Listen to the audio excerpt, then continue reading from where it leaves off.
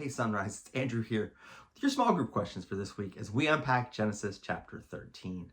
Now diving into this chapter, we're going to get to know Lot a little bit more. He's been introduced and now we're going to experience who he is a little bit more in depth. But it begins right here, and it begins first and foremost with Abram and Lot coming out of Egypt and returning to the land where they had come from.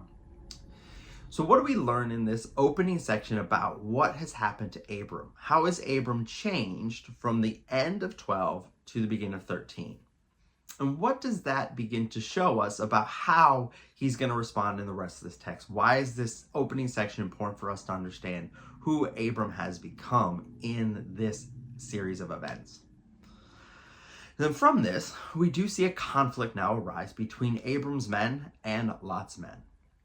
Now, it has to do with herds and sheep, but ultimately, what is the heart of their conflict? How has this conflict arisen?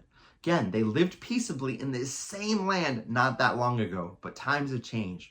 What is the heart that has changed their situation? And why has this come to pass?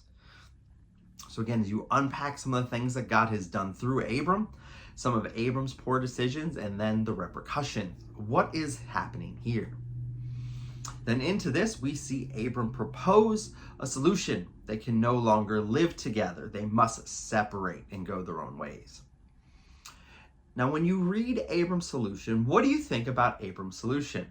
Is he A, trusting God with the solution? Is he trusting God with what is going to happen? Or is he being passive and not willing to take what is his? What is it that we see in the text, and how can we make a definitive answer based on the beginning of our text in 13 and the conclusion? So as you read this text, how do we see Abram in this moment? And then through that, we see Lot make his selection. Abram gives it to Lot. Lot does not offer back to Abram. Lot makes a choice.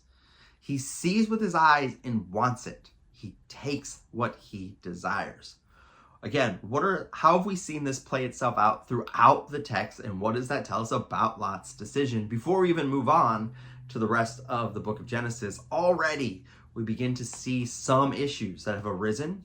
So what does that tell us about Lot, his character, and his desires, and how we should not mirror those things? So as we begin to see this contrast between Abram and Lot develop in our text. And so ultimately, they go their separate ways, and then God calls Abram to look up and to see the land that he has given to him. And he takes him on this wonderful journey through the land.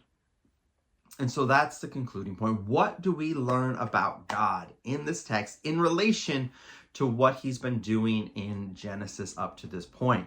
What we saw at the beginning of chapter 12, now we see here at the end of 13, how are these two things related? How are they fuller? How is 13 fuller than 12? But ultimately, how do we see God at work? And what does that teach us about how God works in us and through us and in many ways for us? Hope you spent some time unpacking this text, really diving into some of the intricacies of what God is at work doing in the text, and ultimately how he works in us, changing us, molding us more into the image of his Son as we trust in him. Hope that you'll enjoy this text as you come and hear the sermon on Sunday, and then again, work these things out in our small groups.